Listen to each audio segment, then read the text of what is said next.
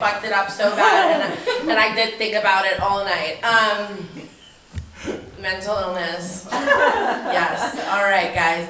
This next comic, he's come all the way from Colorado Springs. Ooh. He's been named one of Denver's new faces to watch, some shit like that. He's king out there. That's all you need to know. Let's bring up this hot piece of ass. Let's go, Joey Bryan Jr.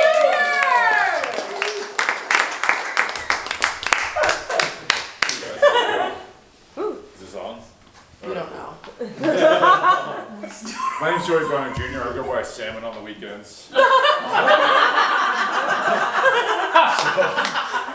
Last night I actually went out to the Fruit Loop district and got really drunk at a gay bar, and I did something I'll never ever be able to tell my wife about.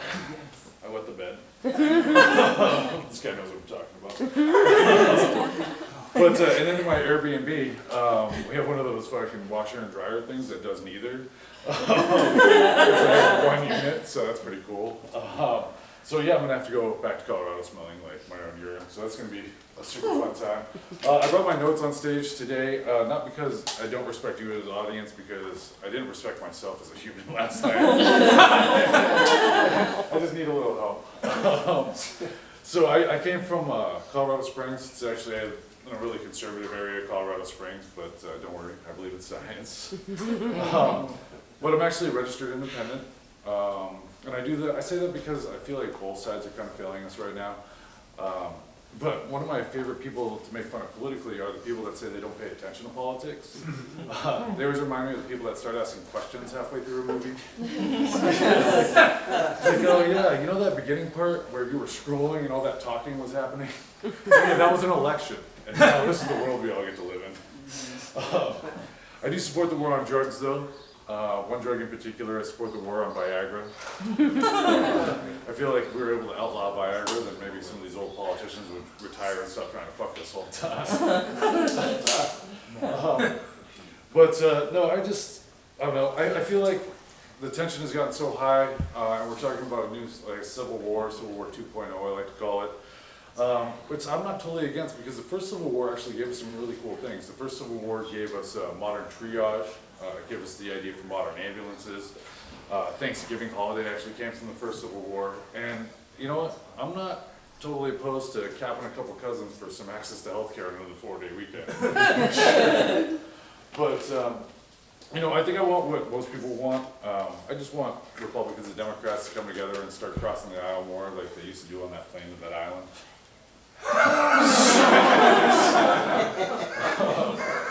One of my pet peeves though is when comics, you know, spend their entire set talking about their mental health, and you know, they're just talking about their mental health problems. It's a really big trope in comedy right now. It actually like really frustrates me. My therapist thinks I might have an issue. But I was recently diagnosed with PTSD. PTSD is a cool one because in the moment when your trauma is happening, your mind and your body connect and they become one, and your mind tells your body, don't worry, listen, you got this, everything's gonna be fine, we're gonna get through this. But in like 6 months, you're gonna be at a child's birthday party, and a balloon's gonna pop, and you're not gonna be invited back. And I do believe that representation matters though, and I do have a little bit of autism diagnosed. I feel like we've never had an autistic president, and I say that because we don't have good train systems. I feel like if we had an autistic president, the trains would be amazing. Also, we probably wouldn't bomb things because of the loud noises and the bright lights. That would kind of go away. But yeah, I started getting into comedy after my dad passed away, and as I travel around, I do a lot of festivals, I talk to other people about it. This actually is a pretty common trope for comedians to start doing comedy after one of their parents passes. And, you know, I wondered, like, you know, how that happens. And then I kind of started imagining, like, the conversation my dad was having when he was in hospice. Like, I kind of imagined it going something like, you know, he's like, son, I need you to do comedy. Why, Dad? Well, because I need you to do this for me. Well, will I make money? No. Will I become attractive to the opposite sex? Absolutely not. Okay, well, like, what will I gain from doing comedy? Look, I need you to do this for me because I have a bet going with the other dads in hospice.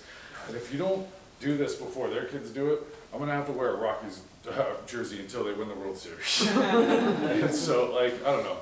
It's just a weird thing that I thought about with my dad, and like, it was really cool. My dad was gay. I talked about this last night a little bit, and when he was in hospice, he asked me to do a couple things that were a little awkward.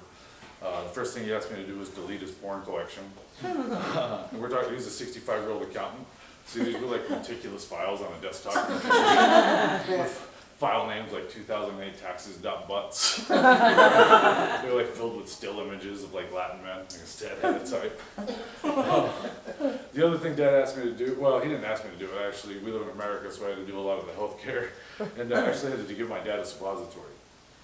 Yeah, don't worry, it gets super silent every time I tell this joke. So my dad was like hanging on the end of the bed, you know, holding himself up for dear life, and I was kind of behind him trying to like pin the tail on the donkey. And it was a really special moment for both of us because, you know, he looked back at me and I looked up at him and we made eye contact, and we both realized that this might be the last time a man lovingly places something in his ass. Thank you guys.